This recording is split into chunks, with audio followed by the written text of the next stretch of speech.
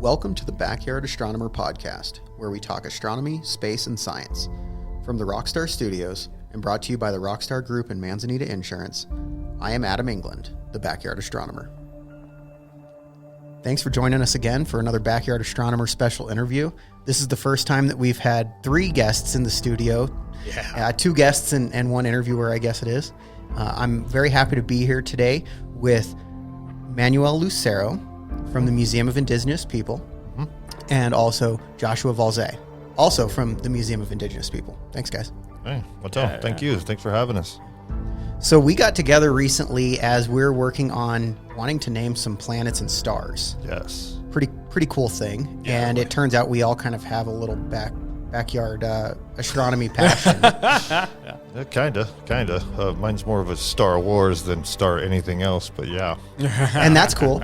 Whatever brings you to science and science fiction, that's what we're all about. Oh, absolutely. And I think that's kind of the premise of what brought us all together on this thing, is that we're trying to bring education to the masses. Oh, yes. And you guys have made that a part of your lives. Sure. Yeah, both of us work and operate at the Museum of Indigenous People here in Prescott. And Josh is one of our board of trustees. He's also exhibit curator and archaeologist, anthropologist, paleontologist, anything with the ish at the end of it. Josh does it. I am the lowly executive director.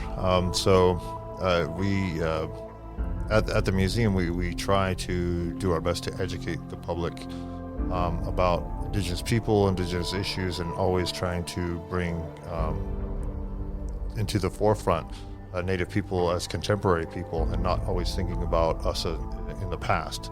You know, people have a tendency to think, A, we all live in teepees, B, we're all happy on the reservation, C, we all chase buffalo. We all have totem poles. We all have totem poles. It's a very cowboys and Indians mentality. Right, like that's from the videos of the 1800s. Right, the 1800s is the last time we existed. Yeah.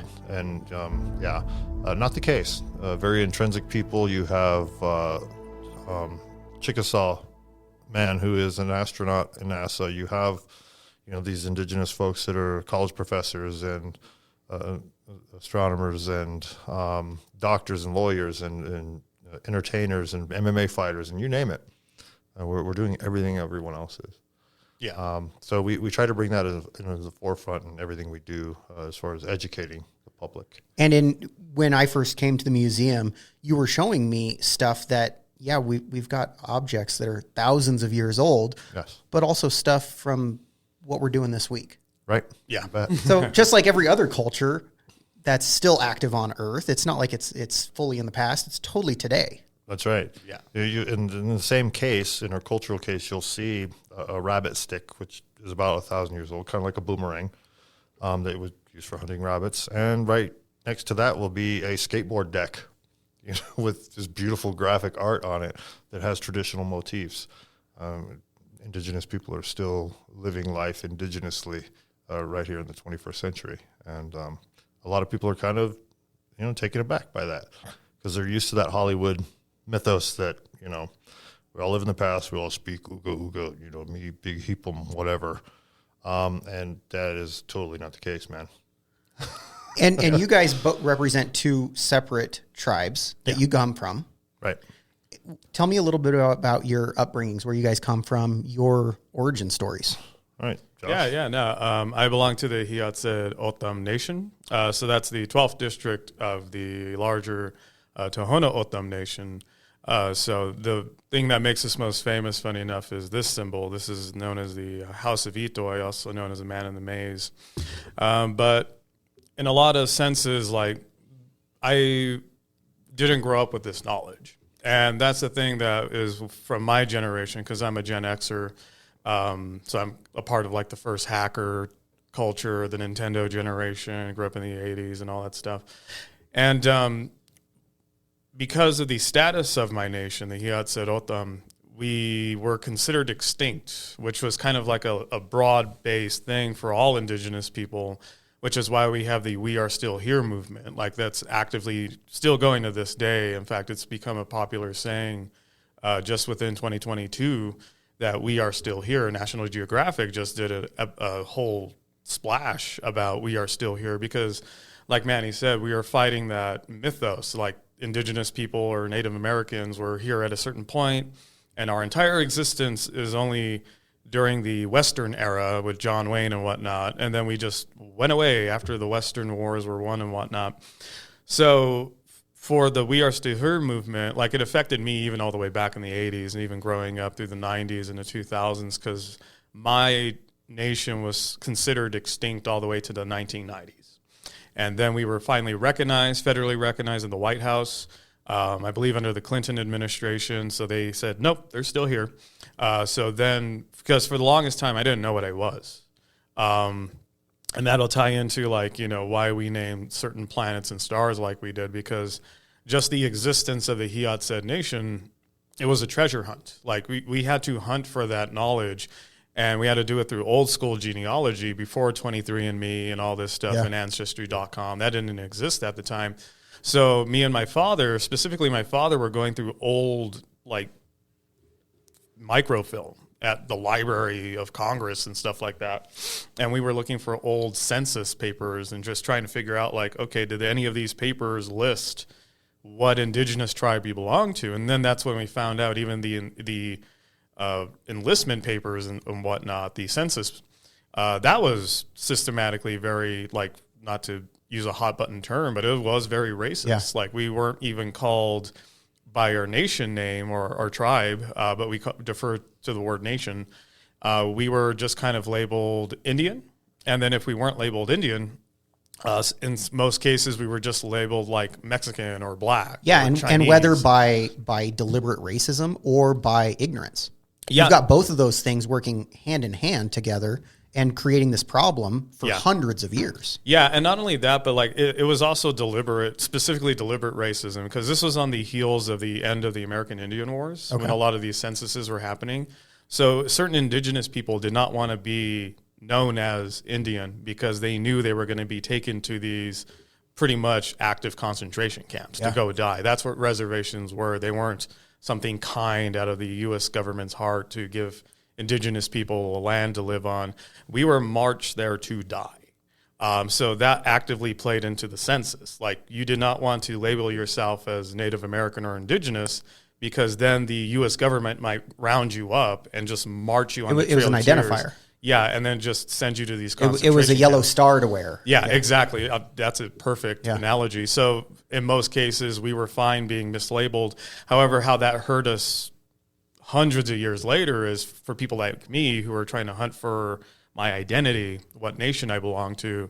We had to dig through all of that on top of the fact that we were considered extinct in the 90s, on top of the fact that, you know, we just didn't have any paper trail. So for me, that journey is what brought me into archaeology early on and into academia and education, because it was part of, like, not so much just a backyard hobby or something like that. It was legitimately part of my heritage, and it was part of my self-identity. I had to try to hunt for what I was as an identifier. And for the longest time, I was told all these stories. Like, I was told by my great-grandfather and my great-grandmother, like, oh, you're Indian. And I'm like, okay, more? Well, what does that mean? Yeah, more, please. Yeah. Like, let's give some more info on that. And then later on, they would say, like, oh, okay, we think you're Apache. So we're like, okay, well, let's look at the Apache census. Maybe there's a name we can track down. Which is a very blanket term that, again, has been applied to people erroneously. Exactly. Like, I know dozens of indigenous people in the Southwest that are Apache that are not Apache. It's just it's a hot button term that it's turned into, which is a shame. And then once we found out we weren't that, then we searched some more. And then eventually through a census, we were able to find that we had ties to Yuma, Arizona. And so we went down to Yuma, Arizona, to the territorial prison, the railroad, and all the archaeological artifacts that are down there. Painted Rock and Antelope Hill are big ones. And we started learning more and more about the specific nations that made up that area.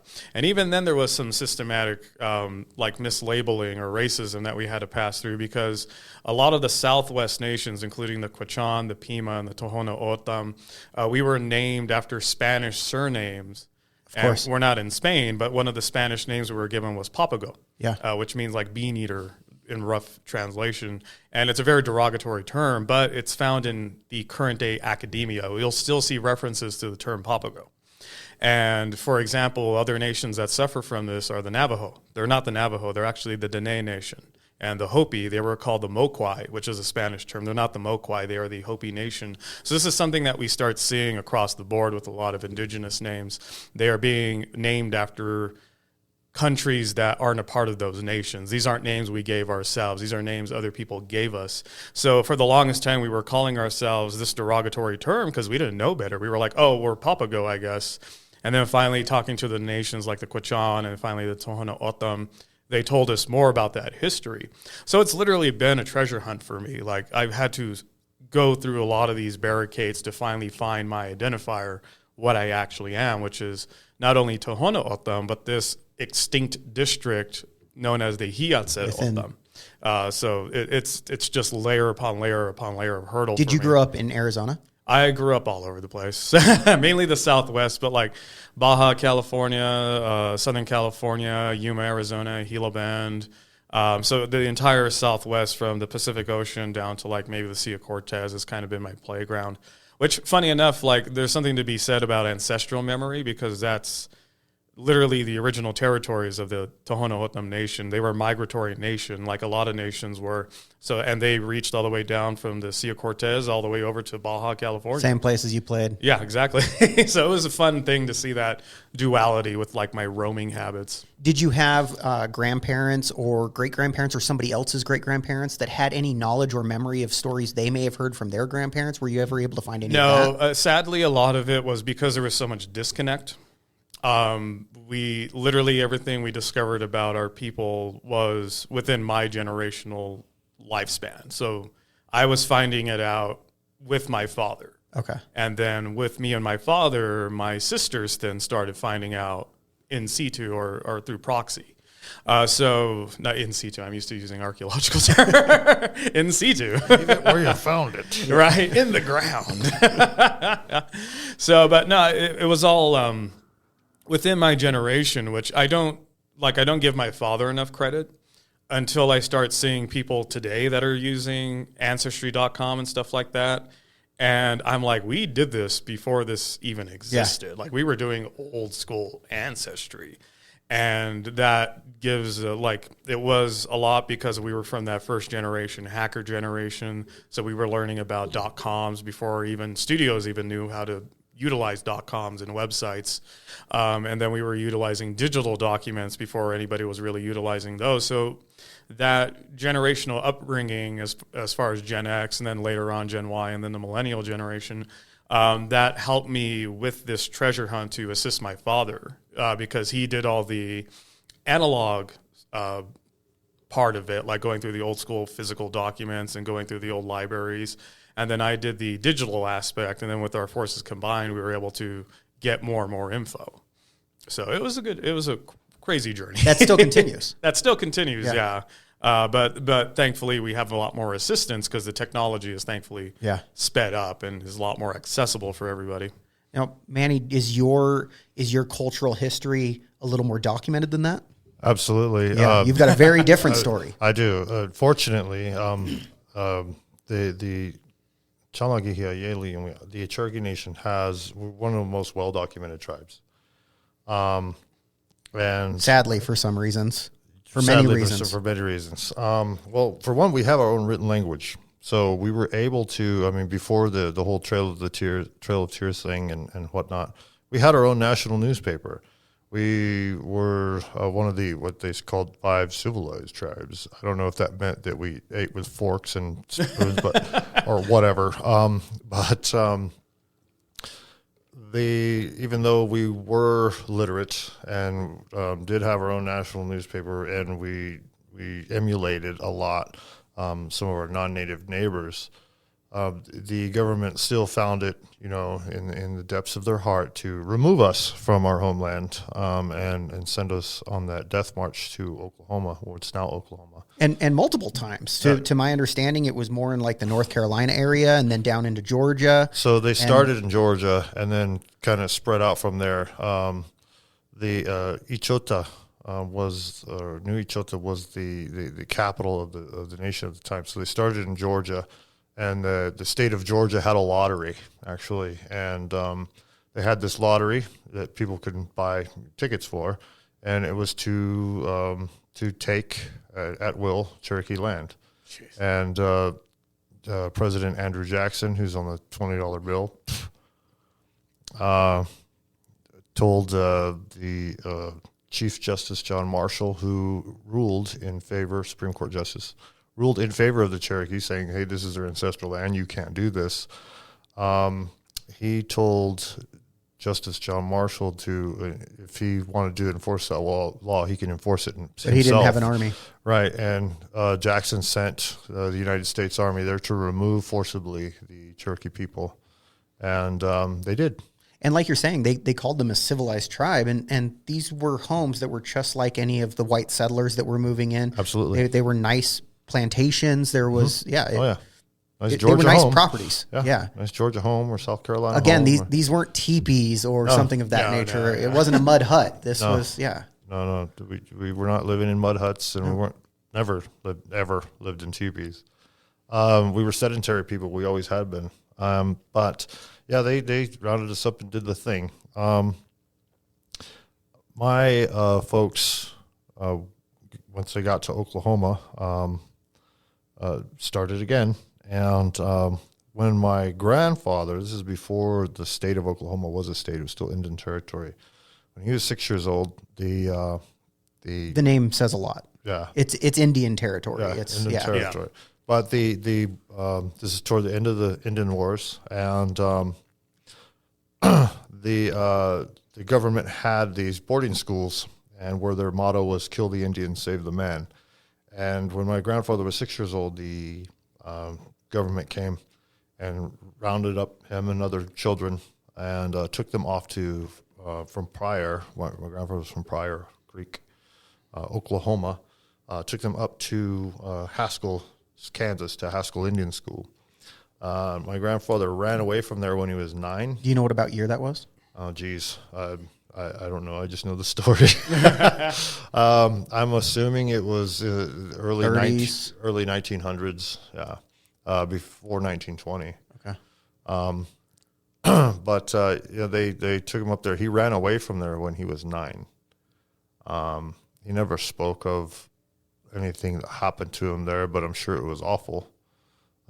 Hearing the stories of other boarding school survivors and whatnot, I'm sure he wasn't having a pleasant time there. But he never learned to even write his name in English. As a matter of fact, when my grandmother and grandfather got married, my grandma taught him how to write his name so he could sign their marriage certificate. Wow. But because of that, Manuel Lucero, I can say who I am and speak a bit of our language. I was fortunate enough to grow up to be proud of being who I am. And matter of fact, I remember being a little kid and playing with those little rubber cowboys and Indians, like on our front porch. Mm-hmm. And there was some kids in the neighborhood, a little black kid, African American kid, and a little kid who was Mexican, and I'm very light skinned and light eyes, light hair. My mom's Irish. I mean, what am I going to do, So you got the best of both worlds as far as cultures that got beat down by everybody else. Right, totally. Yeah. So we're playing these cowboys and Indians on a front porch, and I said, here, you guys be the Indians because you guys are brown, and I'll be the cowboys because I look white. And I wasn't thinking nothing of it, but my mother about lost it. She's like, your dad's an Indian and your grandpa's an Indian and da-da-da-da. And I was like, whoa. I just want to be on the winning team once, Right. Because on TV, we always lost. Yeah.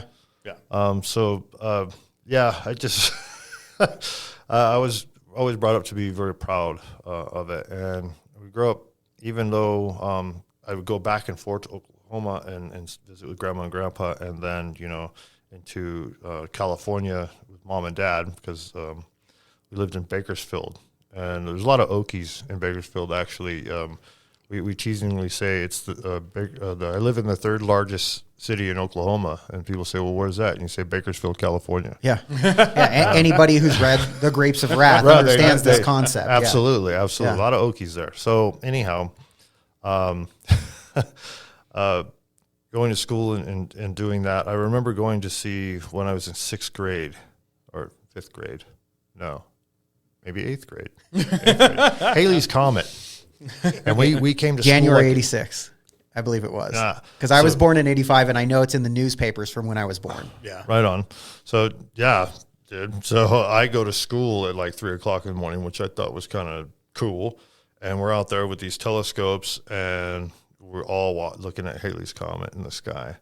And that was my first, like, genuine introduction to something real that isn't, some reel-to-reel projector movie that we were seeing in school, because it was before VCRs or anything like that.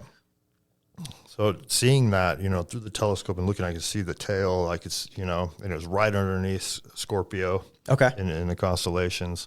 So you got the red Antares. You've got it was cool, and I was like, wow. But you got to think too that what really sparked my interest in space and cool things with sci-fi and with, of course, Star Wars. And when I was little, it was knee high to a grasshopper. I saw that in the theater in '77. Bro. Yeah. So I'm an old school Star Wars fan. I just thought that was cool. And then growing up the way I did, going to powwows and stuff like that, because I was not at home in Oklahoma all the time. We would go, to local powwows and stuff. Just to my parents always thought that we need to stay connected. Was it a dichotomy where there was like two parts of your life? There was my Indian heritage, and then there was I'm in Bakersfield and I'm just going to school with everybody else. There was, and it's kind of helped me growing up that way to deal with it, because I've also in Bakersfield, I remember walking outside of the little corner store in our neighborhood, and there's this old man sitting out in front of the store, an old cowboy type, and he said something about damn Indians, and I heard it, and I turned and looked at him and said, I'm an Indian. And he looked at me and he said, I wouldn't tell nobody. So, there was that too. Yeah. There was that too. Yeah. But it's always been like, and I never had this analogy until I went to college after I got out of the service. But it's like going down a river in 1 foot in each canoe. You got 2 canoes and 1 foot in each canoe.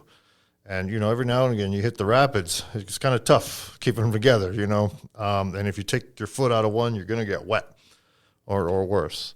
So you got to keep both feet in there, and you got to keep them together. So it's tough sometimes, but at other times it makes life a little easier. You've been riding a catamaran your whole life. I have, so I don't really know any different. One time we were having a gourd dance just over here in Frontier Village, which is tribal land that the tribe leases out to commercial places and whatnot, the Target and Home Depot and everything else. But one of the empty spaces there, the tribe let us use for our gourd dance ceremony. It was in June, so it was like great to have air conditioning. Yeah. The concrete floor is a little rough on the moccasins, but it felt pretty nice. It felt pretty nice atmosphere. In the creature comforts of AC. So we're doing our gourd dance ceremony, and we get done with it, and there's folks filtering in and out that are, ooh, what's going on? It's Indian stuff. I'd like to see that. And another, once again, a cowboy type. Myself and my buddy Tony were taking off our accoutrement, our tribal regalia, in a parking lot, and packing it away in our cedar boxes and whatnot, feathers and all that.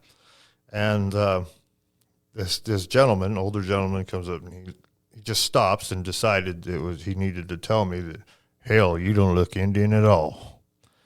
And I looked at him and I said, I do that on purpose. And then he had a very perplexed look on his face. And I said, it's easier to get a job that way.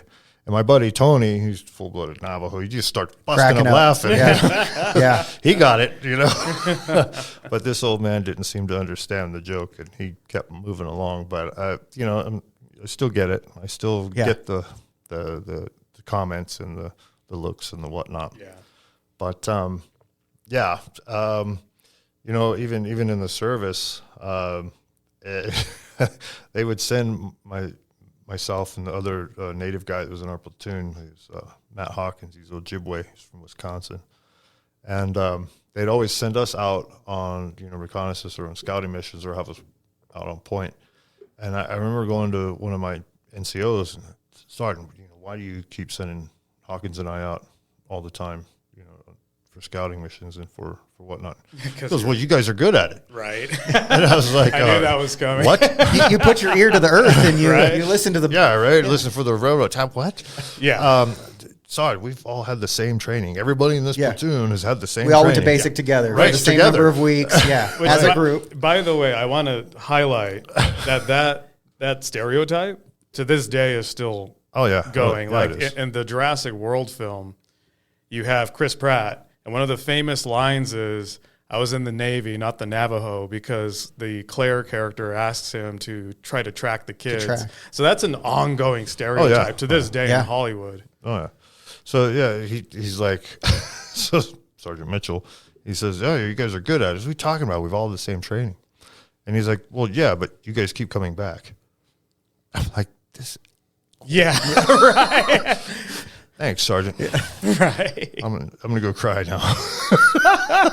But, anyway, getting out of there, I always, when I was a little kid, I always said I wanted to be a soldier. I did that.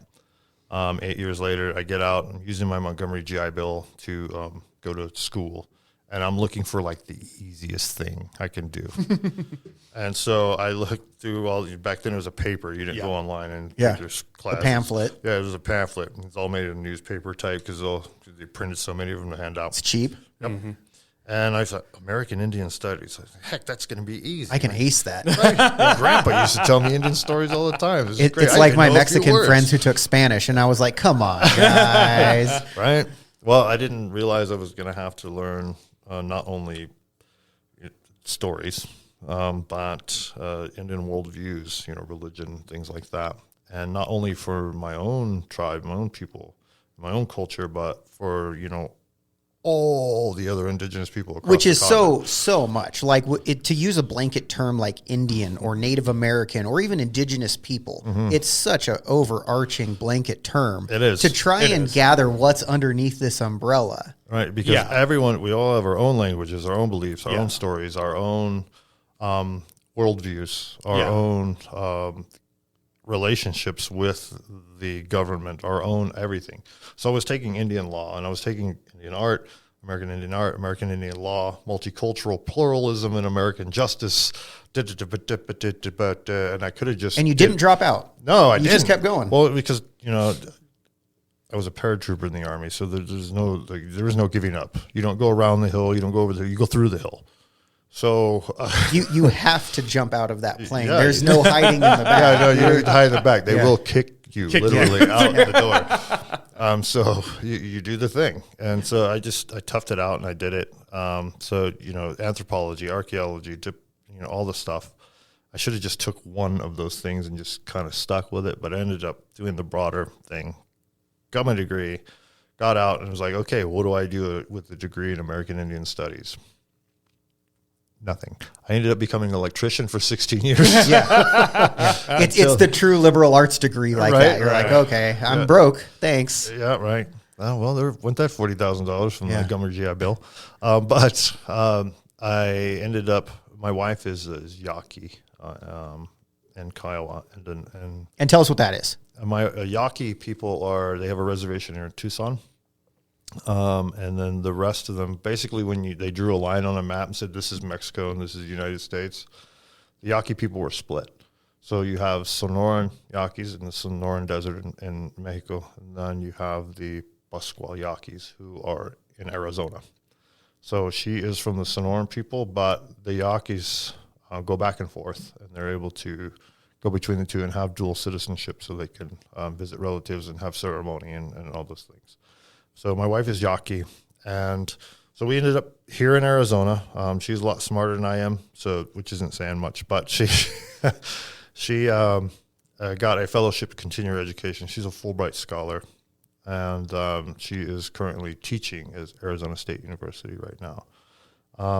well, not right now because it's Christmas break, but yes. So we ended up back here, and oh geez, I forgot where I was going with all that.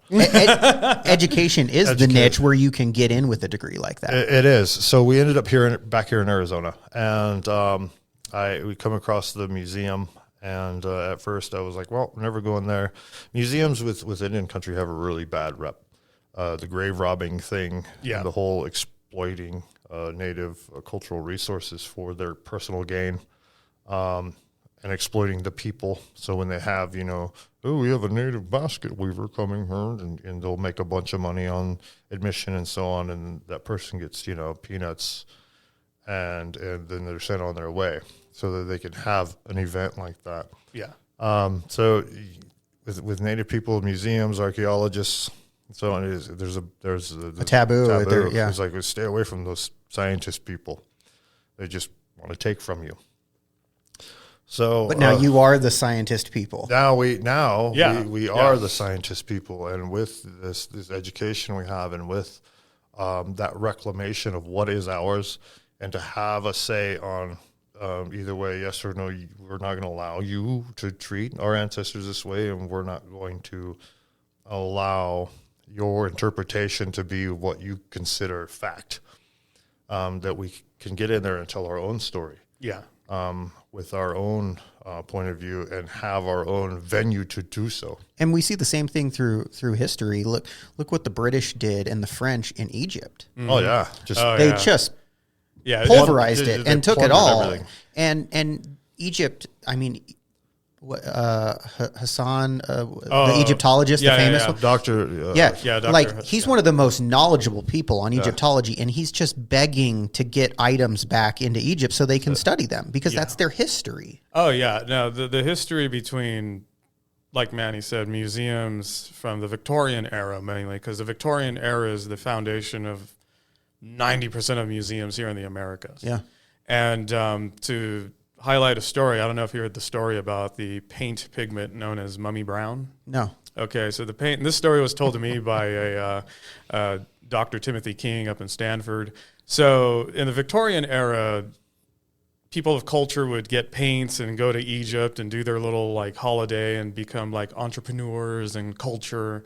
And part of the entrepreneur culture was they would purchase something called mummy brown, which was a paint pigment that was actually made out of the ground up remains of mummies. And that was something that was sold and was considered high art. And then, so that's like a tip of the iceberg of the cultural damage and the desecration of graves that were done on a broad scale just by the Victorian establishment of museums. And that's in Egypt. And sadly, it didn't stop in Egypt. We see that in every continent here in the Americas, especially in the Americas, because one of the biggest hit artifacts and even landmarks that was a victim of that was known as the mounds, the Cahokia and Moundville, Missouri area.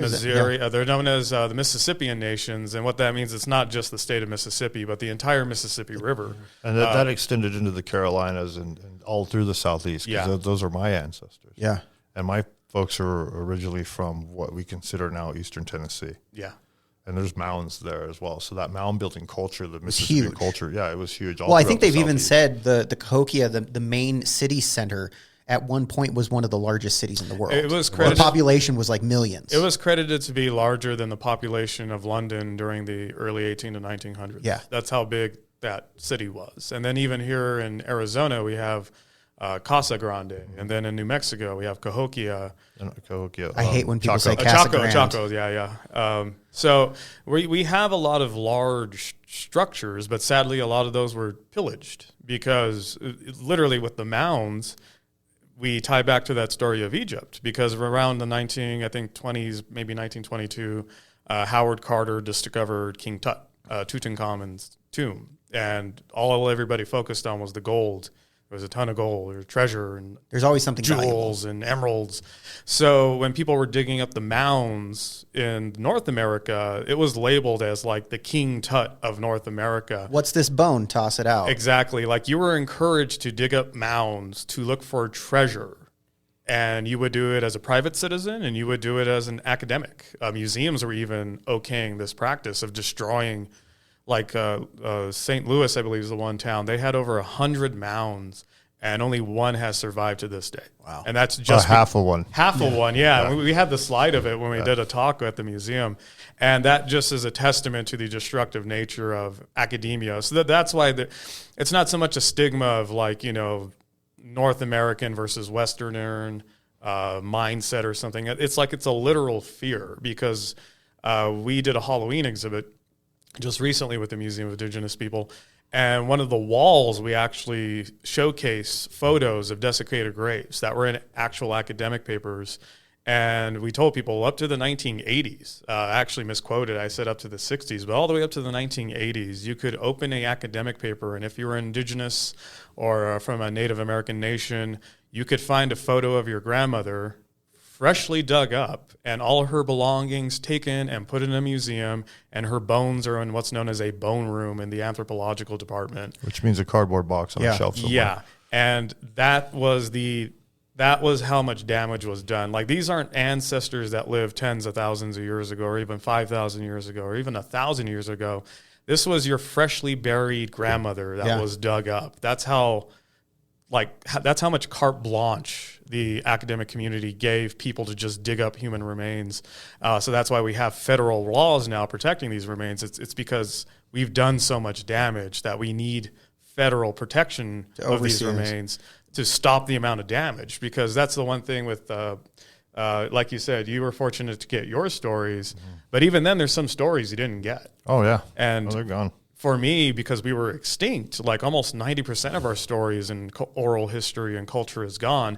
And it's because it wasn't that we were on our way to extinction. It's because between the concentration camps, also known as Indian reservations, and the mass destruction of our sacred sites and the mass digging up of our burial grounds, all that oral tradition, all that history was lost. For the contrast, my family on all sides was basically Mormon settlers that came over in like the 1830s, 1840s, Irish, British, escaping the potato famines and all of that. Yeah. They get here and they're treated like crap because they're the second bottom of the barrel now. Yeah. Indians are here and the Irish are here. But my grandparents still were able to go into cemeteries when they're doing this genealogy, and they would do the pencil rubbings over a gravestone. Yeah. And that's because it was next to a church or in some place that was protected. You can't even do that. No. There's none of that. No, not at all. Yeah, it's a sad testament to, again, how our people across the entire continent were considered like subhuman. Yeah. We weren't even considered a human. And that's actually from an anthropological paper. The Indians are referred to as savages or savage brutes. It's actually in the Declaration of Independence. Yep. We are referred to as savages.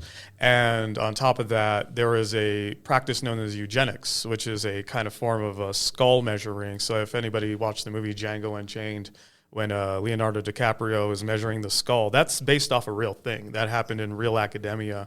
And that's what made the conscience clear for the United States government to come in and march people to their death, women and children, because we weren't even considered human beings at one point. We were considered subhuman, or like a Neanderthal throwback in North America. And so that's what that's what we say. Again, we don't like to use the hot button term racism, but it does apply to about 90% of what happened to our culture throughout the Americas. And you use the word like savage. Yeah. When I was in middle school and high school, you would call your friend a savage if they were, messy eaters or something like that. Yeah. And now I look at that word, it's a word that I now try not to use. It's like, there's cultural appropriation to words that it's like, hey, you just don't say that one. Yeah. But when I was growing up, it wasn't even a thought. No. It was just part of our vocabulary. Oh, yeah. No, I used it. And that's a testament to how much was lost, like as far as commonality and culture in the Americas, like just pop culture. Yeah. Like, I'm an indigenous person who didn't know he was indigenous. And when I found out I was indigenous, I didn't know what nation I belonged to. And even then, I was just used to using this word commonly because it was a word that was taught in public schools. Yeah. And we even did a lecture, like 90% of the education you get about indigenous history or Native American history in public schools to this day is based off outdated data that was written back in the early 1900s. Yeah. And there's been no effort to course correct any of that history. So you could still technically, your son or your daughter could go to school, open up a book, and read that we are still savages and we went extinct at the end of the American Indian Wars, and that's something that's still publicly taught in public schools. True. When I typically have tours of school children, a class of school children in the museum, I'll introduce myself in Cherokee and say where I'm from, and then I'll say it in English so they all understand, and then I'll talk a little bit more about the museum and so on before we get started on our tour, and I'll ask the question and say, can anybody tell me what happened to the Native Americans? And little Billy in the back will always raise his hand and tell me that they're all dead. And I'll say, wow, I hope Dad knows. Because, no, buddy. Standing right here. We're right here. Yeah. We're still here. You can pinch me. I'm real. Right, I'm real. And this is Melanie, and this is Barbara, and there's and here's Irene, and here they're all from these tribes. Yeah. But they just have it in their head that we're not here anymore. And it's a part of actually so many people. Like you said, you were light skinned, and growing up, it was very easy to feel like you weren't that dark skinned Indian, Native American, and that you didn't even know what your culture was. Yeah. When I did a 23andMe, it said that I was like 3% Native American. So somewhere at some point, Grandpa was screwing around, whatever it was. And it very possibly could have been rape. More than likely it was. That was very common. Yeah, and it's in so many people's culture. Like, no, you're not just white. You're not just brown. You're not just black. Everybody has so much culture. You've got Irish culture too. That's still part of who you are. Yeah. Sure. Although I've never been to Ireland. I want to go. I do want to go awesome. One time. Yeah, I think that would be cool. From what I understand, with my Irish side is a great grandpa came over here and worked on the railroads and ended up in Indian Territory, which is now Oklahoma. That's where the railroad kind of ended at the time, and married a Cherokee woman. Yeah, and then kids and so on, and marriages, and then all the way down the line, here I am. Yeah. I recently, we had a flight to Kentucky, and I had a couple hours, and I had downloaded a show on Amazon, and I didn't realize it was from like the 1990s. But one of the things, there was an episode that was talking about Black Indians and how integrated the slaves, when they escaped, were often very welcome into the tribes, because they were like, hey, we've both experienced the worst of what this world and this culture has to offer us. Oh, yeah. And these individuals, they were like, when I walk down the street, even like people within my tribe that I'm like, oh, I'm with the tribe, they're getting racism from them. And I was like, wow, but everybody is such a mix of everything. Like we all have such a unique story. Yeah, a few people know that the Irish were one of the first like slave forces brought in by the British into the Americas. Yeah. And when the Irish were able to get free, like you said, the indigenous people took them in and they commingled. They married, they had kids, and it was a platonic relationship. Same thing with people from Africa, and then they became, not by their choice, African American. And then even then, African Americans were commingling with the Irish because we were all suffering from the same thing, which was the same plight. Yeah, systemic racism and you're not slavery rich enough. You're not a rich white man, so oh, not even that. It's just literally slavery. Yeah, like they were brought. They were using eugenics at the time as well with the Irish. Yeah, and comparing, with the pseudoscience of eugenics. Oh, we'll measure their skull. Well, he's got a millimeter bigger nostril, so he's probably part monkey. And so they were doing that with the Irish. And if you look at a lot of those old cartoons, the political cartoons of the day, with the signs "Irish need not apply" and so on, you look at these patty images, and they're very ape-like. Yeah. So any time that they, and they quotes, didn't like somebody, they were fit into this monkey category. You see it with the Jews. Right? Got a lot of it. Yeah. You see it with black folks. You see it with indigenous folks. You see it with the Irish. Now the Scots, even though they're the same genetically people, didn't get that because they were with the crown. Yeah, and they weren't fighting against them like the Irish were. Yeah. So therefore they were good guys and they weren't put in that same lump, even though genetically they're all same Celtic. Yeah, I will note though that the Scots were forced to bend the knee to the It was interesting. I was watching Outlander, and in one of the later seasons, they end up in North Carolina, and they were making that connection. They said the government's doing to the Indians here, to these Mohawks and these Cherokees, the same thing that they did to us 50 years ago in Edinburgh. Yeah. Absolutely. No, Well, 100%. that's what you do with the undesirables. Yeah.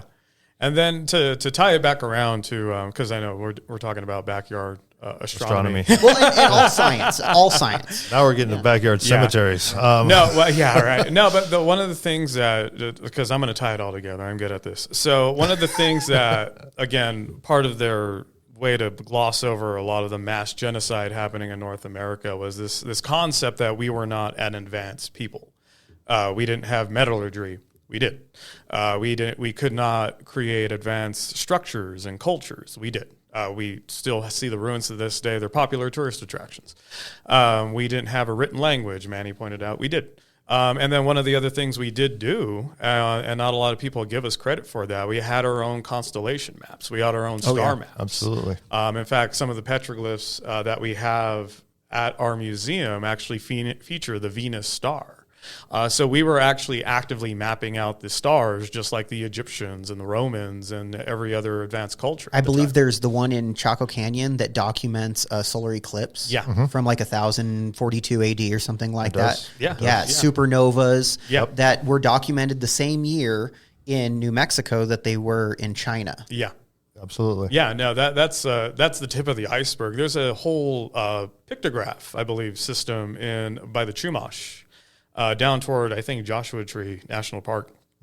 And it's a legit star map. It maps the constellations. It was named something Egyptian, because that was kind of a thing to do, to name big ruins and artifacts either after Egyptian motifs or after... They loved the Egyptian, or after South American or Mesoamerican. So Montezuma's Castle is a great example. Montezuma was never here. But it was named Montezuma's Castle. We have a Montezuma Road right here. A lot of Montezuma. A lot of Montezuma. Never got here. So that cave with the Chumash, which was used to map out the star constellation, was actually called, I think, like Anubis Head Cave. Something like that. And it's because they found a dog pictograph with a dog head. So they're like, oh, well, Anubis. It's clear Egyptian, because these Indians aren't smart enough. So and it was also a very common misconception. They all made pyramids. Yeah, and a lot of that might have been a throwback from the mound building, because remember, the mounds were labeled as like the King Tut of North America. So it makes sense that kind of like visual and audible hot button term was just translated over to any significant easy find. To apply. Like, oh, this is Anubis Head Cave because, Egypt. And that was an extinct culture. And that also goes toward that extinction mindset. Like everybody's viewing our accomplishments as an extinct culture. Ergo, we are extinct. Ergo, why we actively as a community have the We Are Still Here movement, because that's something that we're still teaching kids born in 2022, that Native Americans and indigenous people are still here in North America. Yeah. Yeah, you can go to a powwow and see a whole bunch of Indians. You could watch a World War II documentary on the Code Talkers, but for some reason, like again, when you told me that story about that cowboy guy that confronted you, it was hilarious because you probably served more military time than he has ever done in his lifetime. I'm more American than he could shake a stick at. Like the indigenous people, the indigenous people have fought in more wars than half the people that scrutinize us have. Every war. Though I found it kind of shameful when I was coming back from Colorado one time. I could go down through Gallup and Flagstaff, or I could come across northern Arizona and in through like Cameron in that area. And I don't remember the name of the town, but there's the Burger King. Yeah. And it's the Code Talker Museum is like shared with the Burger King. Yeah. Yeah. I was like, come on, guys. Yeah. This is what we all know the Code Talkers. It is world renowned that they saved us from speaking Japanese. There's movies. Yeah. There's literal Hollywood movie. Adam Beach is in one of them. And they're like, grab a Whopper and learn about the Code Talkers on the wall. Learn about these people that saved America. How that happened was this. Anytime big business wants to get on the res, the tribal governments usually well, you got to do something more than just plop your store on our land. What's your give back? Yeah, what are you giving back? So they said, oh, we'll do a Code Talkers Museum. And, of course, the Navajo Nation's like, yeah, okay. We'll take it. Not thinking it would come out as, pardon the pun with the burger joint, but cheesy. Yeah. Double cheesy. Yeah. No offense to those brothers that sacrificed their lives and brought their language forward so that we can not speak Japanese. But it could have been done better. Yeah. In my opinion. Certainly. Well, not only that, but like you also have to think about it from another aspect. Like the fact that only Burger King or McDonald's or Dairy Queen is even willing to do that on indigenous land, and yet the United States government, specifically the armed forces, is not willing to do that. Didn't do it and hasn't done it yet. That says a lot. It's not so much that the indigenous nations are choosing to do this. It's like they're the only people that are willing to do this type of recognition. And it's a shame that the only recognition that we do get for these people that served for our country and died and saved our country during World War II, their only recognition is like, well, this burger chain came in and you can see a medal on the wall. Yeah, like get the croissant breakfast sandwich and learn about these people that saved our nation in a very quiche manner. So a lot of it is not so much like they chose to do this or the corporation. As they were the only ones who were willing. Yeah, the corporations are even terrible for doing this. It's like they're the only people that are willing to do this, and that says a lot still. Now, you guys do a lot of that here. Yeah. And you've really transformed the museum in the last couple of years from, like you were saying, misappropriation and the wrong reasons for having the museum into what you're doing now with education and even Halloween. You had a haunted house, but you showed other aspects more than just the Anglo-European version of Halloween. Right. Yeah. Well, we Halloween is it's an Irish holiday. Yeah. It's Halloween. But Samhain. What we were trying to do in there is what we always do with everything is try to educate. So some of the exhibits when you went to the spooky house, they had to do with serpents and spiders and bats, which to the Western mind, ooh, spoopy.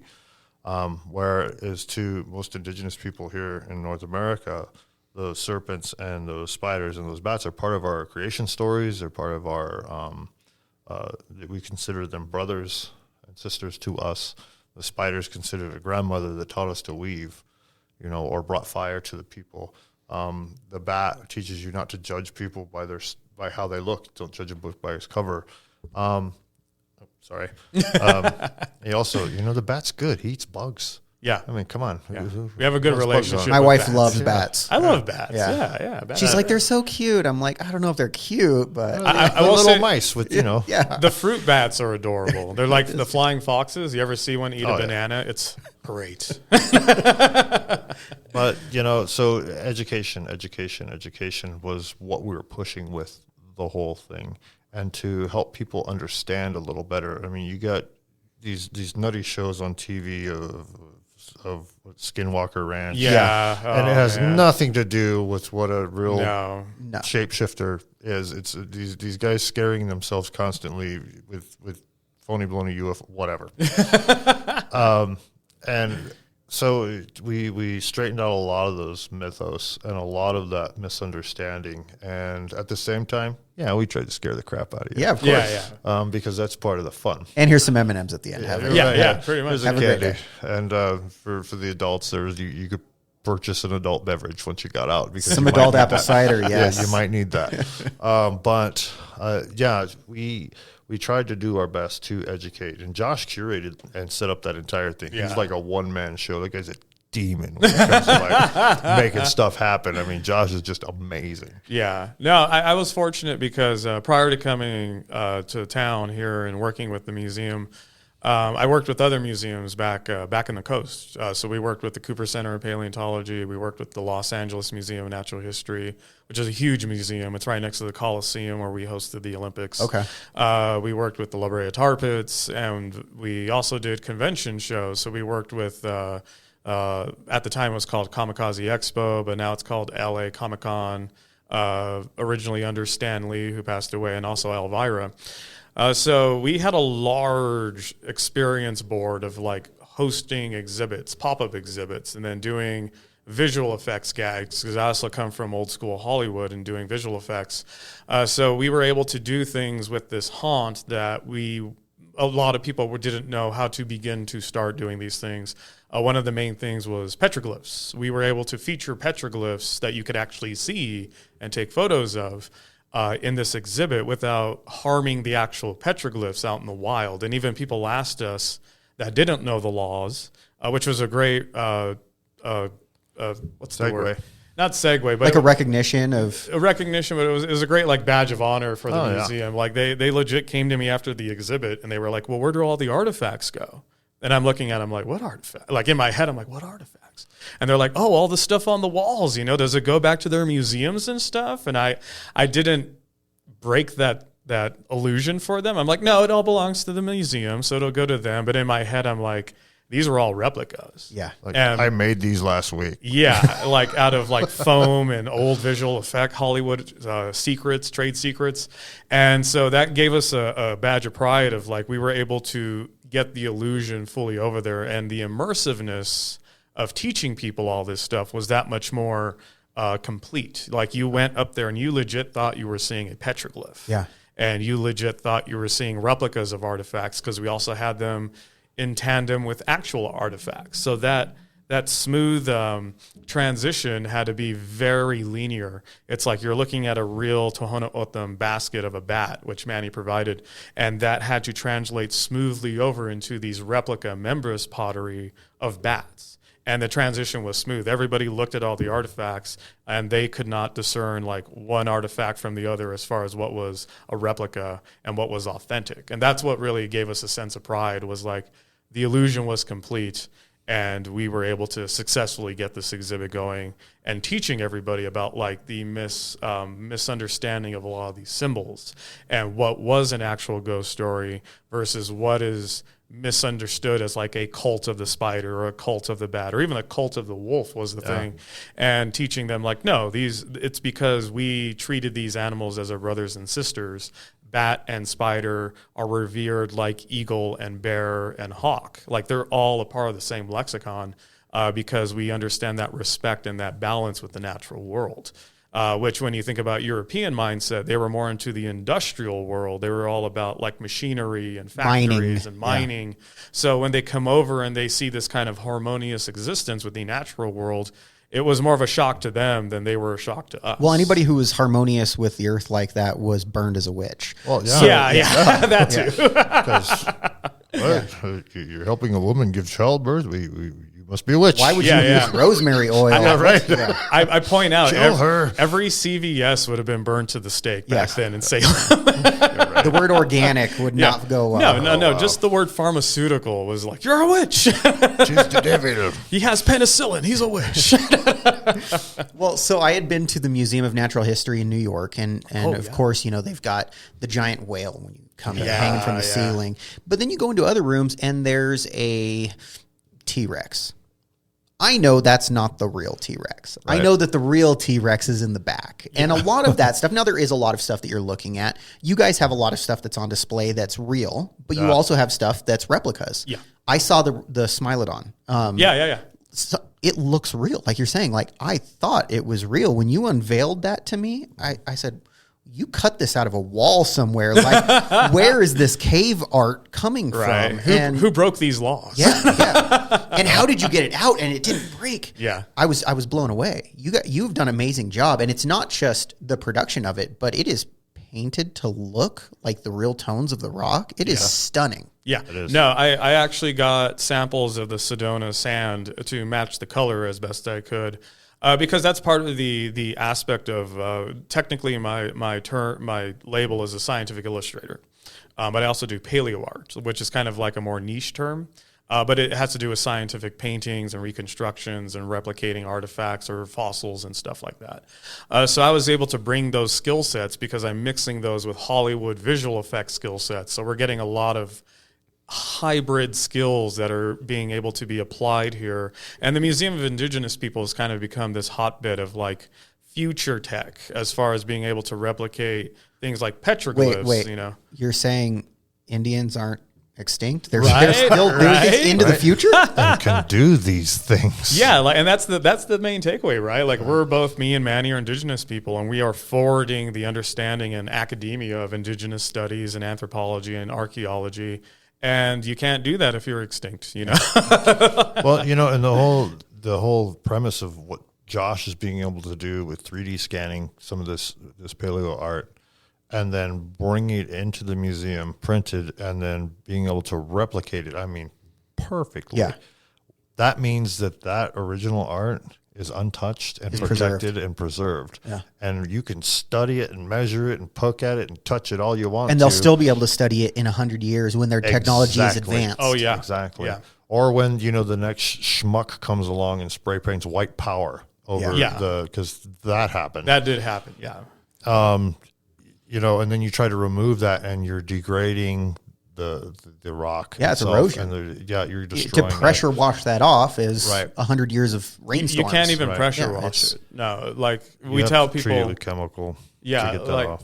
there's two types of graffiti because I just did a lecture for the YCAAS like this week. Yavapai chapter of amateur archaeologists. Blah, blah, blah. It's the Arizona Archaeological Society. There we go. And we talked about the two different types of vandalism.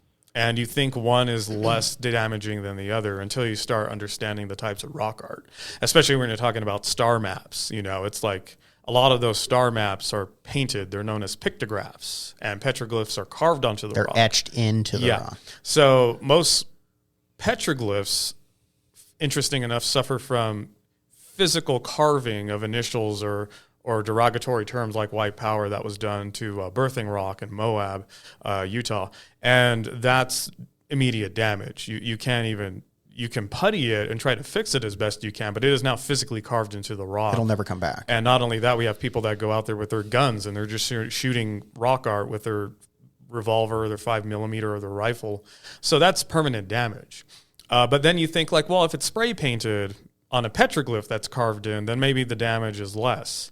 But then you have to think about like, well, what about a pictograph, which is painted onto the rock? And now you have a painted onto the paint on the rock. Use a chemical to remove the paint, but it's also going to remove the original paint. Exactly. And that's sadly what happens 100% of the time. Like anything that is graffitied onto a pictograph, like these star maps, we lose all that data because they have to refix all that stuff. And the one nation that suffers the most from this is the Chumash. The Chumash, which is a coastal tribe in California, 90% of their pictographs have been destroyed, not by erosion or even the sands of time, but because of vandalism. It's because people are spray painting their names or carving their names. This person hearts this person. Exactly. Billy was Somebody here. was here. Yeah. And that's data that's permanently, we can't recover that data. And the only reason that we can recover some of the data is because I think the San Francisco Museum of Art had artists that would go down there and replicate these star maps on color pencil. And now we are using that to kind of reverse engineer the damage that was done using photo altering technology and 3D scanning and a combination of all these technologies.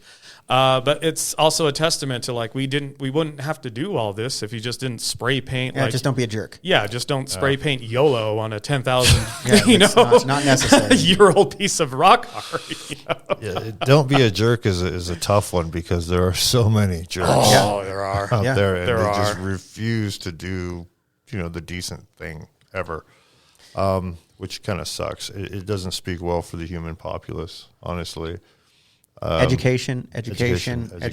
Always education. I would say the third kind of vandalism that I've seen and that we've alluded to is when I was at the museum, we looked at the petroglyph recreation. Then we looked over and there was a star map that had been physically removed from a location. Yeah. And we don't know where. We don't. It was some Yahoo thought it'd be a great coffee table. Yeah. And they removed it.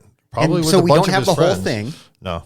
We don't know where it came from. We don't know what it's representing, but it's clearly got stars on it. Oh yeah. Was it Orion's Belt? Was it the Big Dipper? What was this asterism? What were they denoting? We don't know, and we'll never know. Yeah, no, and that's the thing that people don't understand, including because this was done by so-called academia that did this. Yeah. And Manuel wasn't being facetious when he said it was used it was literally used as a coffee table. this star map, which again, people don't understand. We align these petroglyphs with the sky. So once you remove the context, it's useless because it's not even aligned to the right star system. Well, and it can also tell us the age of that item. Absolutely. Everybody talks about carbon dating. Well, that works for living things. But when you're looking at rocks that are carved with the way a pattern of a stars, we know that the Earth progresses over time, and we can regress and say, hey, we know that's 27,000 years old. And that's how we know that people crossed the land Bering Strait, and they've been here that long. Yep. Yeah, exactly. Is by using astronomy. Oh yeah, no, not too. Absolutely. Yeah, there's you can't carbon date that. No. Well, not only that, most people, even backyard astronomers, don't even know the stars change. Yeah, they're moving. You look at the star maps now, like up to date NASA star maps now, and then you go 10,000 years. There's different stars in the sky that are in different positions. In fact, there's a tablet that's Egyptian that actually has certain star patterns that date Egypt to roughly like 6,000 BC. And then it also dates these stars at the time and that's how they know this is the date, because they were able to track the star movement and get that solid date. One of the most interesting ones is the Pleiades, the common name. Yes. Yeah. We've got Subaru in Japanese and in Cherokee, I'm gonna butcher it. Anisutsu? Anisutsu. Okay. Yeah. All these cultures talk about the seven. The seven seven people, sisters, the seven seven brothers. Mm-hmm. You can only visually see 6 stars today. But somehow they knew there was 7. And when you look with binoculars or a telescope, you'll see hundreds. Mm-hmm. But at some point, 3,000 to 5,000 years ago, the 7th one was visible to the naked eye. So we know that these stories come from a time when they could see those stars that have now moved and changed. Well, when I was a boy and I first heard the story, Grandpa says, well, if you look up there, how many of them do you see? And I'm trying to count. And he said, if you can see 7, then you got good eyes.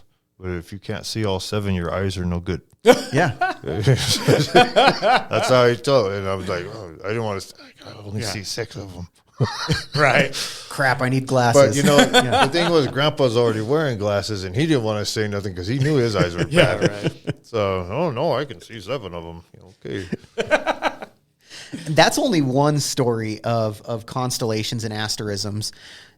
We have been working on naming some exoplanets. We have. And it's a really unique thing that in our solar system, all of our planets and their moons, for the most part, have Greek or Roman names. Yeah. You get into out past Pluto, you have some Polynesian names. There's Makemake and a couple others that are out there. But that's really the extent of it within our solar system. So now, as the International Astronomical Union is allowing us to start naming things that just have a 14-character designation that's real boring and hard to remember, we're looking to other cultures, and this year's naming competition is Indigenous languages.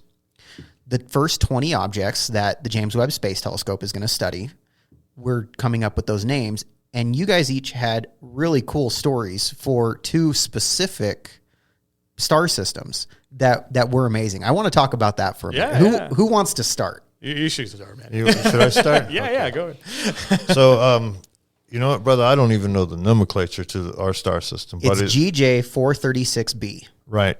So, and the other one I have to read because I don't remember that one. So the red star, because we had our red team and blue team. So the red star, this guy, what we did is looking at this guy, we realized that the exoplanet that's going around him is very, very close. And also has a tail because it's so close. It's the star is literally blowing. It's vaporizing it like a comet. Yeah, it's blowing the atmosphere right off of this thing. So it does have a tail, and it's very, very close. And so the Cherokee word for star is Nokwisi. So Nokwisi would be the name of that guy, and then we would go with Awahali for that exoplanet that's there. And the reason why I went with that is because there is a story that goes amongst most of those mound building cultures. Because I can't even say it's a totally Cherokee, but it's a southeastern woodland. So you'll have the same story in different languages, different cultures, but the same basic. But the same basic story is going to be there. And so what it was is at one time, and this is probably around the Ice Age, because the Pleistocene. be all scientific. At the end of that, you had the environment changing so rapidly. Glaciers receding, Right. the Great Lakes filling. Right, things are going Animals on. are moving. Right, animals are moving, disappearing. Yeah. Crops, if what they were being able to grow, and when they were able to be sedentary, weren't doing as well. So the times were tough. There was famine. There was folks were not living their best life. And this young warrior, was concerned for his people. So he devised a prayer, and he's praying and praying in his village, and he just wasn't getting anywhere. So he wanted to deliver it directly to the Great Spirit.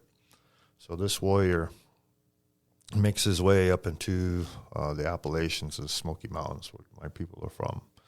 And he gets up as high as he can go, and the air is starting to get thin. He's tired. He can't go very much further. And he comes across Yona, the bear.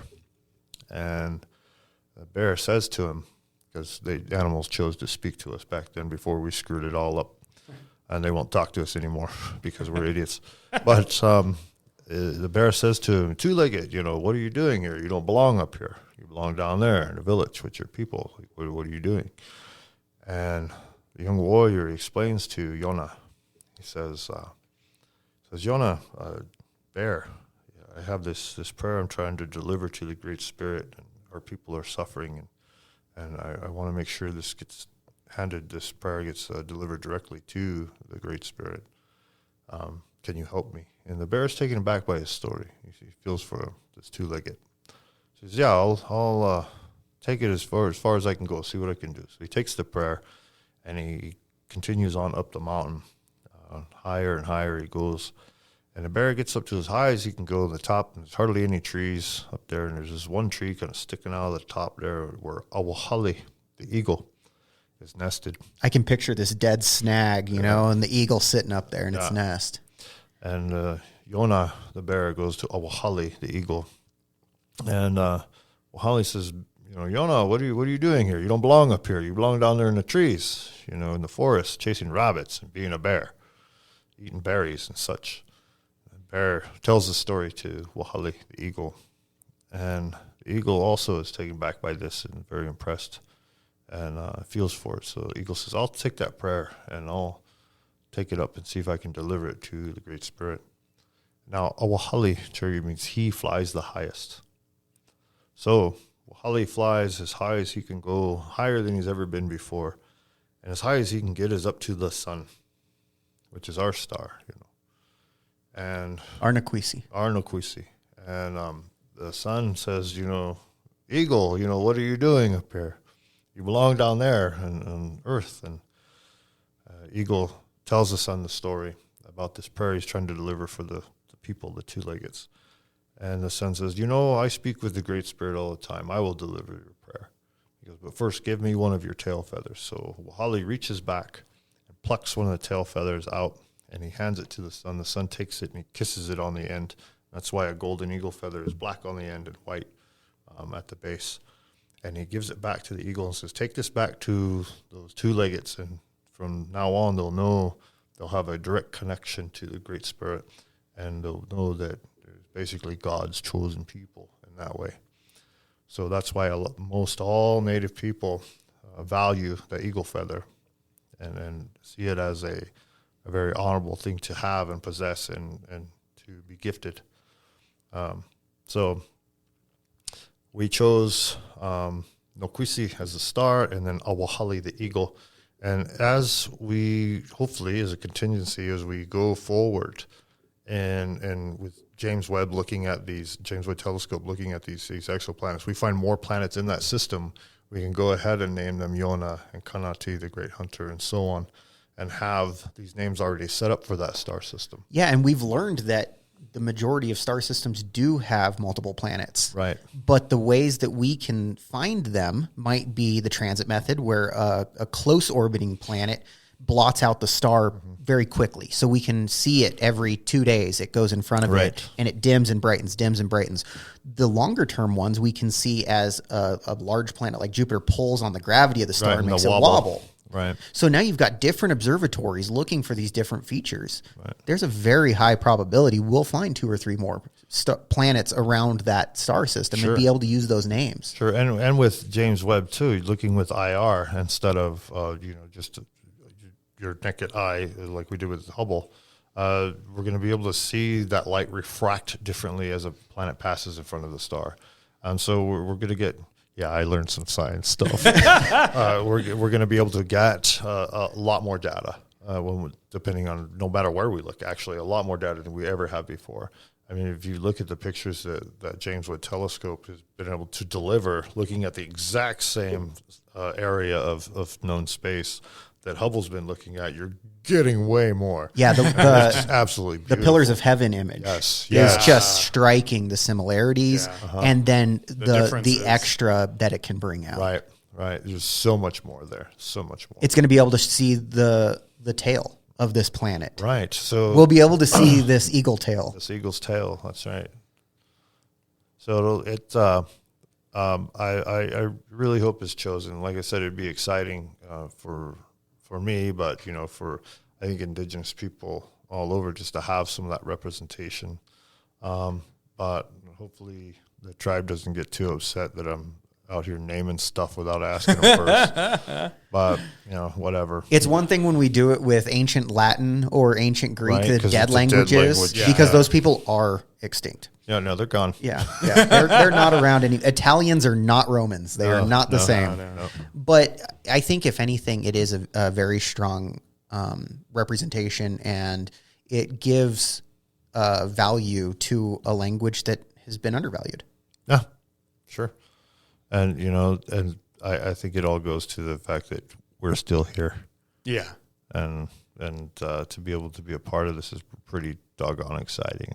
I'm pretty stoked. And you were able to bring your son along too. Yeah, I was. So Wyatt. That was on his birthday too. It was on his birthday. He was itching to go eat some birthday cake. He was. And I've been holding something out on you guys. Okay. The reason why I thought it was really special when I did bring him, and it was on his birthday, is his middle name is Awahali. Oh wow! Oh, look at that. His middle name is Eagle. So I'm glad he's on the red team then. Yeah. So he wasn't aware of what I was going to do, and in this way. So when we did that, he's like, "Oh, he didn't say nothing." And then we got in the car and we're going home. He's like, "Dad, are you really going to name a planet after me?" I said, "Well, no, I'm naming it Eagle. You just happen to be naming it." But happy birthday, buddy! You're like, that's awesome, right? Unofficially, wink, wink. Yeah, unofficially, just keep it yourself. But he was stoked on that. Awesome. Yeah. No, I just want to say, hey, Manny, you were an Indigenous person that studied science. That's real. Yeah. And it's sad because I say that with a lot of emphasis, but that's again part of the stigmas we're breaking. Yeah. It's the fact that we're still labeled as these savages or these primitive people. You weren't just bending a stick of cottonwood exactly. with some sinew. We're not gathering water from the creek chopping with a our bare rabbit. hands and stuff Right. like that. And it's we actually are active in the sciences. And the shirt I'm wearing is actually designed by a Navajo artist for the Perseverance rover that's currently on Mars. And they're naming rock formations on Mars, Navajo Dene names. Yeah. And that's huge. And that's a part of this naming that's being done by this organization is carrying on, I think, a very positive message. Regardless of how the contest goes, I do want to give them some props for even doing this in the first place, because this is something that this is my first time being a part of anything like this. And I think this is your first time being a part of anything like this. Definitely. And the fact that we're even able to be a part of something like this, or a Dene artist is able to have places on Mars named after their language, is a huge step, I believe, in the right direction, And for me, growing up in Prescott, of course, the Yavapai tribe, the Hopi, the Navajo, and then even into the Sanawa, I've been to Apaki multiple times, and it blows me away that they were the first ones to have indoor air conditioning. That's amazing. They had indoor air conditioning. And these are cultures that have been underrepresented and forgotten about. And now we're giving these cultures in the United States, not just the Southwest where we live, but across the whole United States, this opportunity. But this indigenous languages is more than just here. we're talking, what about the Aborigines in Australia? Right. Indigenous tribes in Africa. Totally. Every continent has this, with the exclusion of Antarctica. You've got this everywhere. Oh, yeah. Yeah, you have the Tongva, you have the Pacific Islanders. Yeah. Look at Russia. Russia is the largest country on Earth, and they have so many indigenous tribes that have just been beaten down by the government. Yeah. And we totally need to represent for all of these. So this is a really cool opportunity and a step in the right direction that needs to continue for a very long time to really get to where we need to be. Oh, yeah. And thankfully, the stars have a lot of stars. There's a lot of them out there. And the Sami people in the Norse country in Europe. So the Sami are indigenous European folks that are still living their old ways and still speaking their language and so on. Where a lot of they're the traveling reindeer hunters, right? That's right. Yeah, that's right. Those people are awesome, and they still maintain. They're one of the last nomadic people on Earth. They are, and they're awesome folks, and a lot of folks from Europe, European ancestors, don't even realize they're still indigenous European people doing the thing. Yeah, in Europe, so don't count them out either.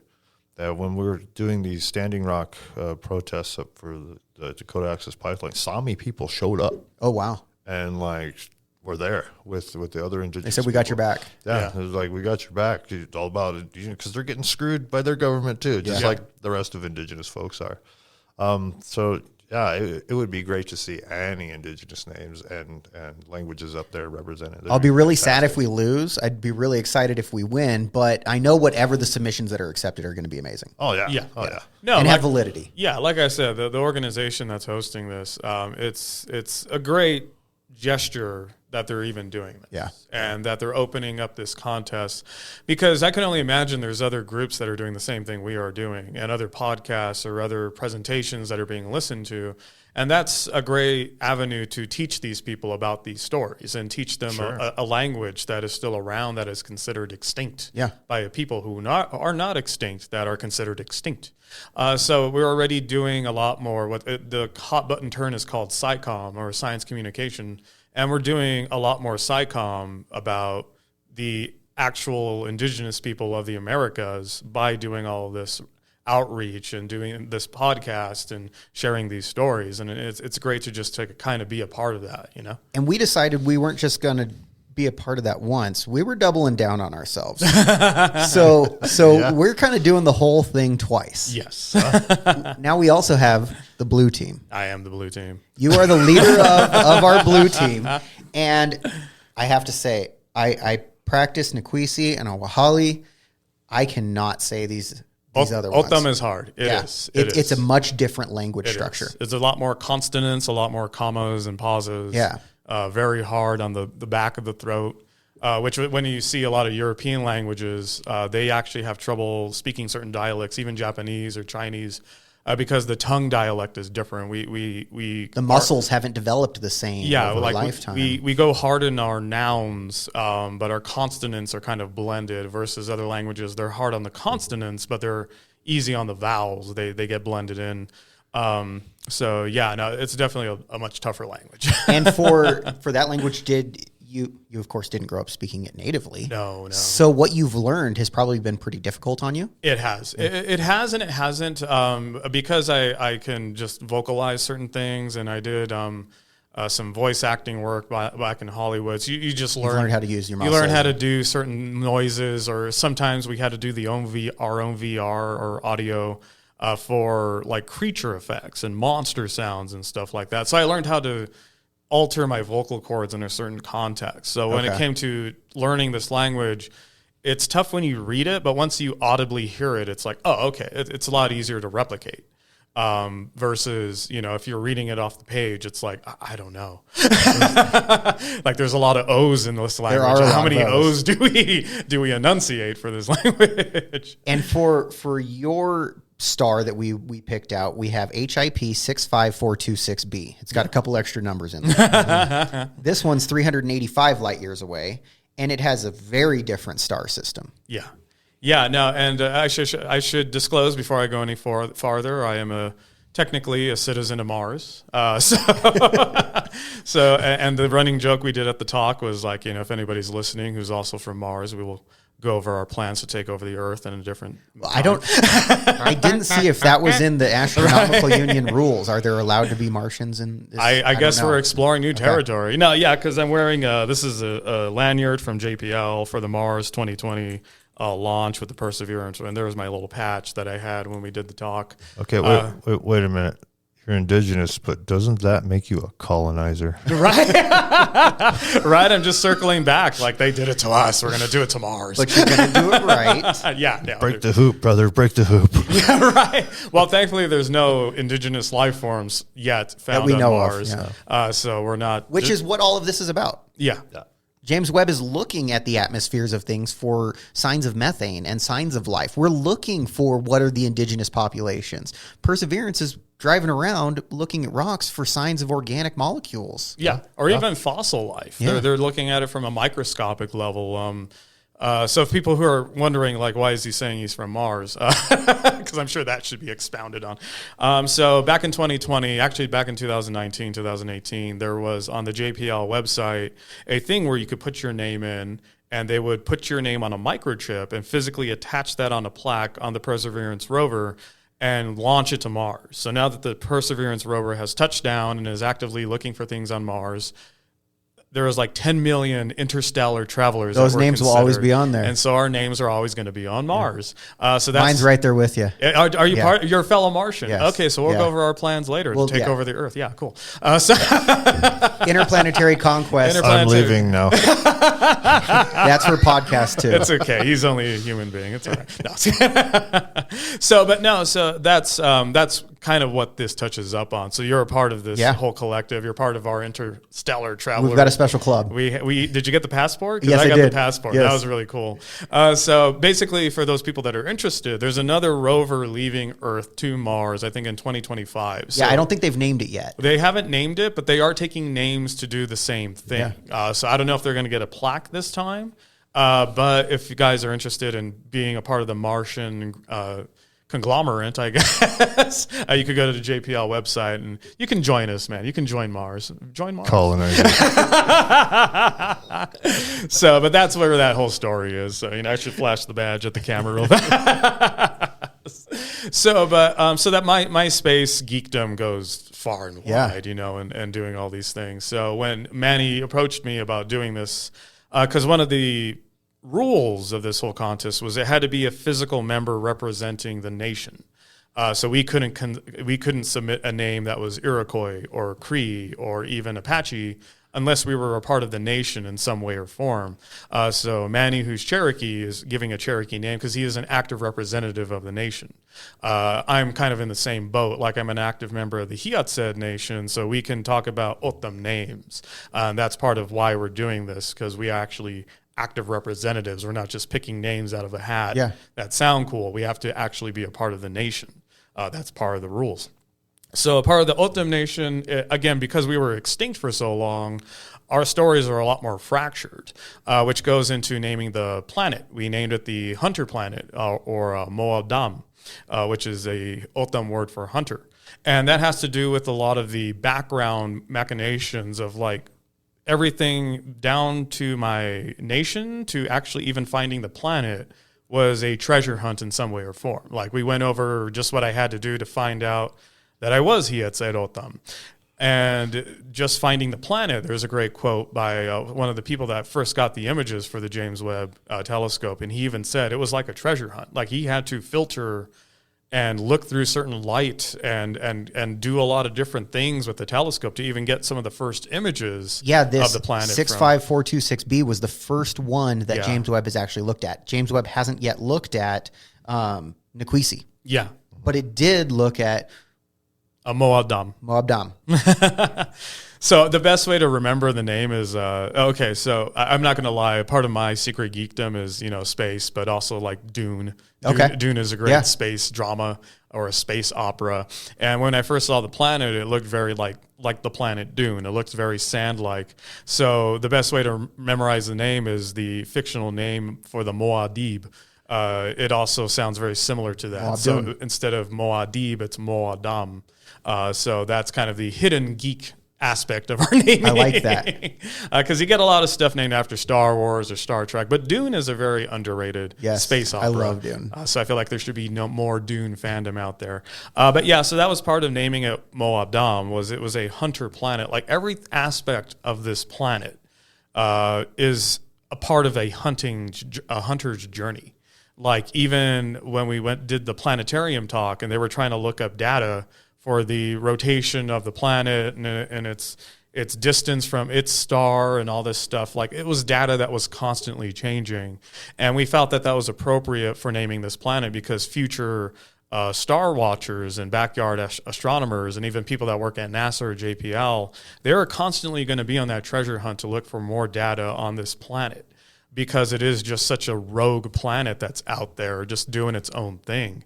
And then I think during the talk, the PhD, the doctor that was a part of my team. Dr. Brigatti. Yeah, she even mentioned that there might be aspects that this planet captured other planets at some time.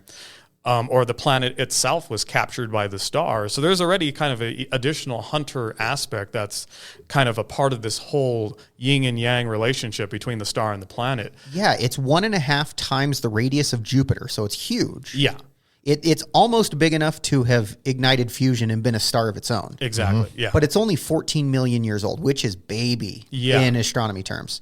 And for it to be 14 million years old, there should be a ring of debris. There should be gas. There should be dust. There should be ice. There is no debris disk. No, there's no debris disk. So it doesn't meet any of our parameters that we know of planetary and star formation. It had to have been captured by a hunter. Yeah, exactly. Something happened here. Exactly, yeah. It wandered through space for millions of years and then was found, whatever it may be. Yeah, either the gravity of the star pulled it in and now it's going through its rotation cycle, or something else. Again, these are all questions that people are going to have to hunt for in the future of astronomy. So that's kind of also what ties into the hunter aspect, like why we named this planet the hunter planet Moadam, because it's like just within the name, you know what your relationship to this planet is going to be as a stargazer or as an astronomer or someone who studies planets or even black holes or something like that. There's a lot to do with gravity that's in play with this whole planet and the star. So it's definitely one of the things where, like, when I started reading up more about it and getting more research on it, it's in the Centaurus system, I believe. So it's like a lot of different Centaurs, or Centaurus is also known as a hunter in the Roman mythology. So it's like we're just hitting all the right things, like the indigenous name, the indigenous nation I'm a part of, my own journey with the indigenous people of my nation, the star's history with with its planet, and the planet's history with the star being captured or not, the star system it's in. It's all a hunter's journey. It's the hunt. And that's what we're doing here, is we're recognizing that aspect of the planet. So that's one aspect of it. And then because its relationship with the star is touch and go, we decided to name the star Tash Itoy. So Tash is the Otham name for star, which also credits like our history as indigenous people. We had names for the celestial heavens. And just like the Cherokee name for star exists, the Otham name for star exists. We named the stars. We were an advanced culture. We weren't a primitive culture that, like, if you imagine that scene from The Lion King, like, what are those big balls of gas in the sky? Like, we're not Puma or Timon in that situation, Like, we actually were naming. Yeah, right? It's like we were actually naming the heavens. So we decided to carry on that tradition of naming the star Tash Itoy, because Itoy goes into one of our recognizable symbols, which is this. This is the man in the maze. And it's actually known as the House of Itoy. So Itoy is the man that you see on there. And this is a bigger version of it, and it's also a different iteration of the maze symbolism. And even the patch I'm wearing from Montezuma's castle also has a petroglyph with it, which is an early representation of the man in the maze. Because part of the people that built Montezuma's castle is known as the Hohokam, and the indigenous name we have for them as Otham is Huhugam. So it's very close. But our relationship with this symbol goes far and wide, and it reaches all through Arizona. So we named it that because of the relationship with the planet, with the star. It's kind of going through what's known as life journey. And the House of Itoy is about that. It's the life journey that you go to. Because the story of Itoy is he built the house to hide from his enemies. Itoy is known as first brother So he's known as one of the creators of the people, our nation. So when he was the first brother, there was a war that broke out, and then he had to build a house to protect himself from all his enemies. But he lives in a sacred hill in the O'odham Nation, and that's part of the journey. If you go seek out the first brother, or Ithoi, you are going on your own life's journey, and you have to navigate his maze to reach him. However, the maze is kind of impassable. Like, you don't reach the center to meet the sun or Tosh, the star, until you're complete with your life's journey. So it's very much an ascension story of, like, you're going through your life's journey and you reach the end when you finally go on to the next world, and then you meet the creator, you meet Tosh. A culmination and advancement to the next. Exactly. So that's what we recognize when we talked about these things. It's like we have a hunter culture. We were using atlatls. Some of the things we collected were actually shark teeth. This is a shark tooth that's kind of been plated with titanium, so I wore it kind of as a throwback to that. But when we did the talk, we actually had an O'odham atlatl that we actually featured thanks to the museum. So we have a lot of hunter aspects, and we also have a lot of aspects with this life's journey with the House of Ithoi. So that's what we kind of decided when I was charged with finding names for both the star and the planet. It was finding this unison. How do they tie together in all different aspects, not just in an indigenous way, but also in astronomy and in life. And even the person that found the images on James Webb, he had to go through his own little journey as a hunter to get these images. So that's kind of what it all ties And the journey together. of what people have to do, like what you did, to find your own history. Exactly. It's like I'm still on a hunter's journey, because the Hiotsid Nation is actually a disbanded district. So we are recognized as not being extinct, but we still don't even have a home. And that's kind of what goes into, like, that's a lot of again, we talk about the passive effect of, like, well, what's the harm of thinking indigenous people are extinct? We can just tell them we're not extinct.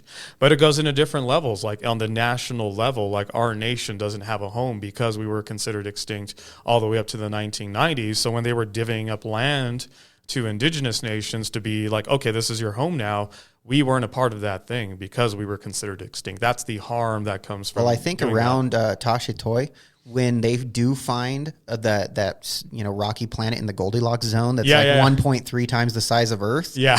What's the O'odham word for home? That's what we need to name it. Yeah, no, definitely. and that can be your guys', your first claim on it. Oh yeah, no. In fact, we'll save that. So that'll be a little bread and butter nugget if we end up winning this contest. That you'll get to find the O'odham name for home. I like it. So, but yeah, no, I mean, it's definitely one of these things where it's like, that was our naming process. Like, that's what I went through. I talked with my sister, and then we, again, because the language is so fractured, I actually had to get an old O'odham dictionary written from like the early 1900s. And I had it with me when we did the first meeting and we were talking about the names. I don't know if you remember that vaguely, but that little old book that I had when we first met at the planetarium. We were in the dark. We're like, let's turn on the lights a little bit. And here. I was sitting there researching, like there was active research I was being done on this extinct language, if you will, that isn't extinct, right up to the time we actually pitched the names. Yeah. So again, that hunter's journey was all the way to like day zero. And hasn't ended yet. It hasn't ended yet, yeah. Wow. Yeah, it's pretty good. So now we need to do something at the museum focusing on ancient astronomy. Yeah, totally. I have another story for you. It's actually quite contemporary. Okay. And it has to do with NASA and when taking those trips to the moon in the Apollo program. I know where this is going. So, out in New Mexico and western Arizona or eastern Arizona, out in the desert there in the Navajo Nation, the terrain and geography is very much like the moon. Yeah. And a lot like Mars as well, and even the coloration.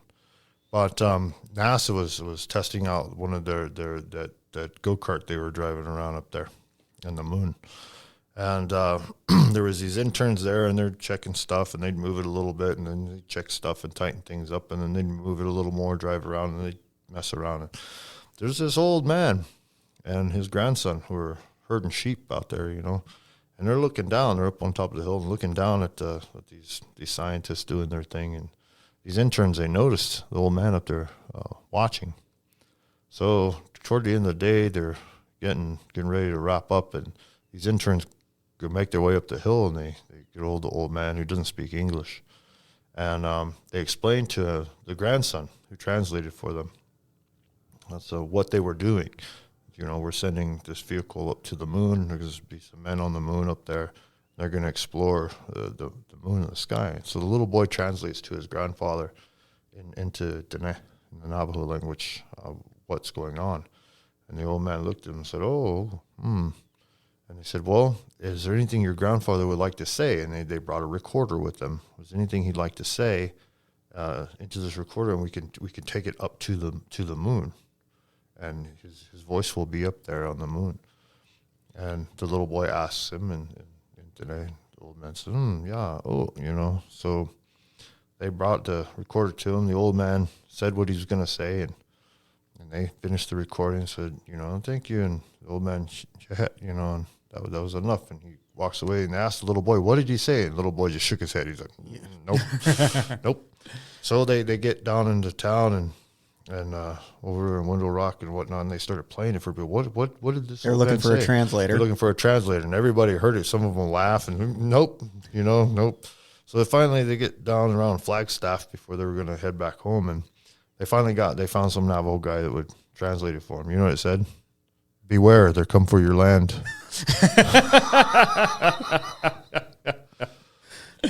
So yeah. It's funny, but it's not. Right? So I have a feeling if they did find these other planets and decided to call those home for us, and they're going to want to boon us off into space and send us over. They have their own planet. Never mind, it can't host life. This is your new home now. Until they find oil or uranium. Right, or uranium. I'm coming with you. If they do send you to space, just know there's going to be some space nerd tag-alongs. Well, we're a part of the Mars Collective. Yeah, we're both Mars. So we got to enlist Manny to be a part of the Mars Collective. All right, I'll do it on the next one. And you can call me a colonizer too. Well, I want to make a secret Mars organization patch.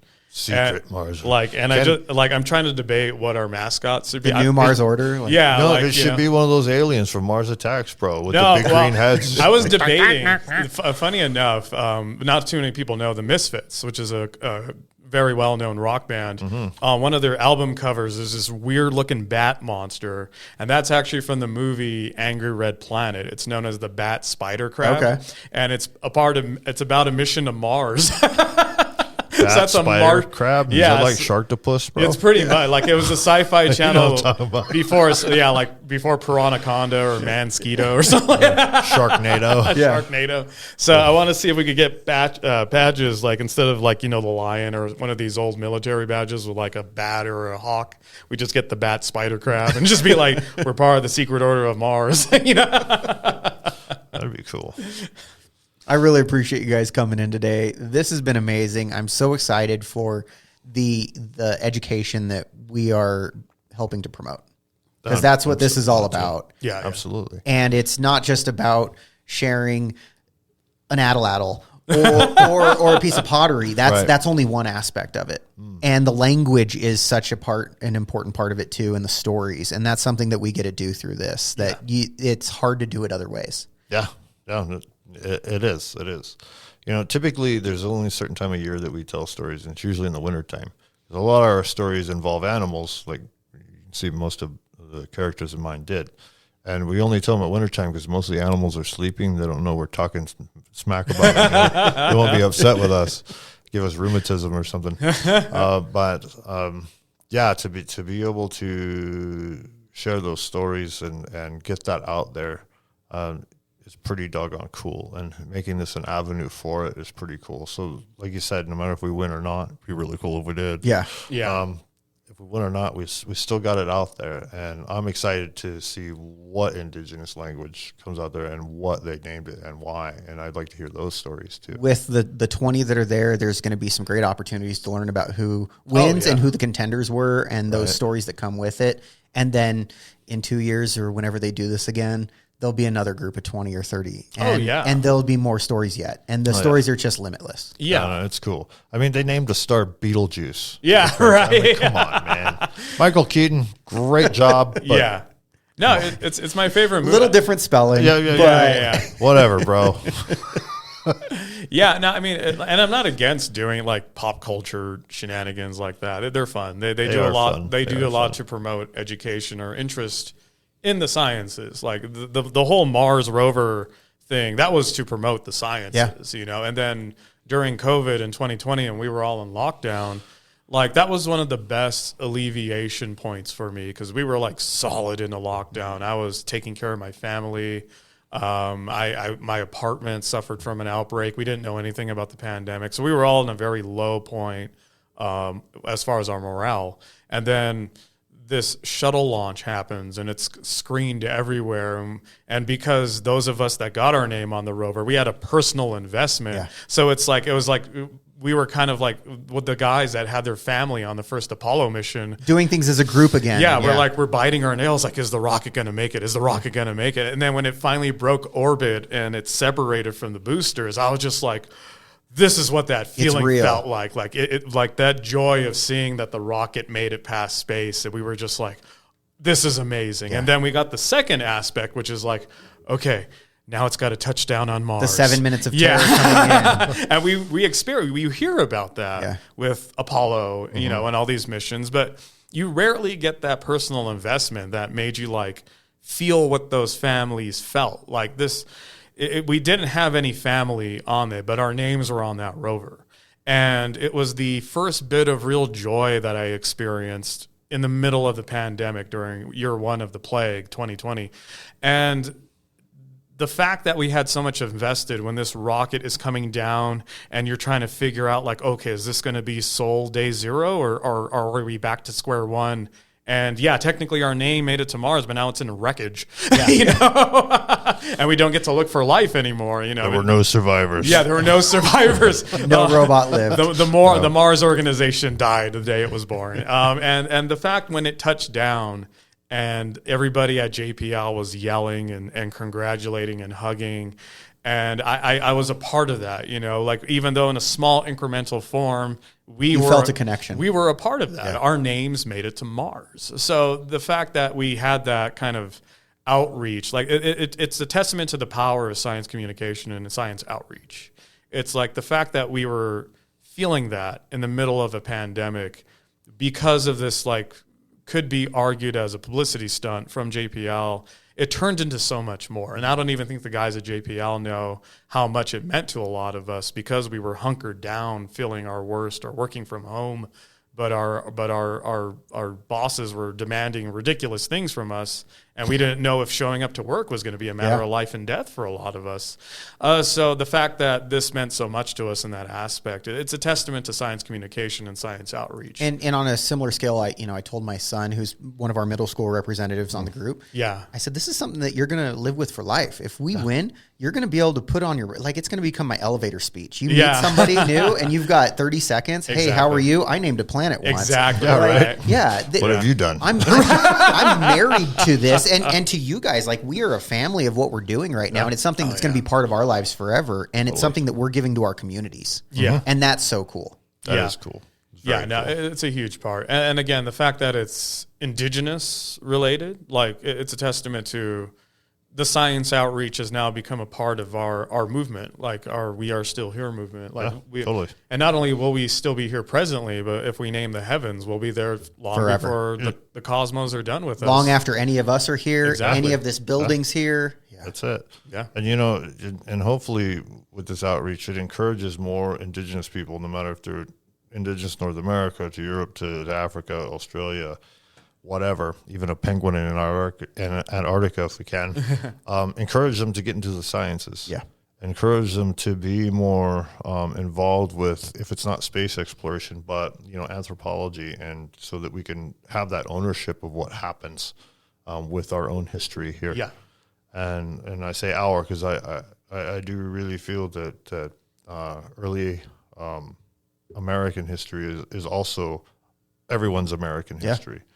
So that it should be respected in that way. No matter what culture each of us feels we come from individually, we are all Americans. Correct. And this is all of our shared culture. We all live in this community and in this country, and we share this history. That's it. And we should all respect it in that way. Yeah. The good and the bad, the ups and the All downs. All of it. Yeah. Yeah. The rainy days and the sunny days. Yeah. And the Mars days too. Even when they're a little 37 minutes longer. Yeah, exactly. How can people learn more about what you guys offer at the museum? Well, you can go to our website, the Museum of Indigenous People.org, and you can come check us out at the Museum of Indigenous People here in Prescott, Arizona at 147 North Arizona Avenue, right next to the Grace Sparks Auditorium and across the street from the skateboard park. And we're open typically, and we say typically because we have volunteers and not many of them. Yeah, so that run the show kind of. Typically, we're open 10 to 4, Monday through Saturday, and then on Sunday, 1 to 4.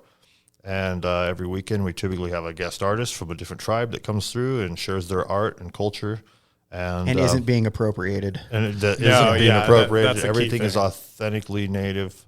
Even everything in our gift shop. There's no Taiwanese dream catchers. They don't work, by the way. No purple You'll be ones. dreaming of Sharknadoes with that. Sharknadoes all right. and Sharktopus. None of that. But it will help your Wi-Fi. I'm kidding. Right. That doesn't It's made count. out of copper, maybe. Everything in our little gift shops and trading posts is all 100% native made. We do not do a high markup, and we're a 501c3, so non-profit. So you don't pay taxes when you buy. And can from people us. donate on the website? And you can absolutely donate. And I'm sure There's a key you thing always right take there. cash or checks. We always at the take location cash as is well. king, but yeah, cash or checks. We take the plastic as well. But we are doing our best to instill respect and understanding for the indigenous cultures of Southwest. I appreciate the work that you guys are doing. Yeah.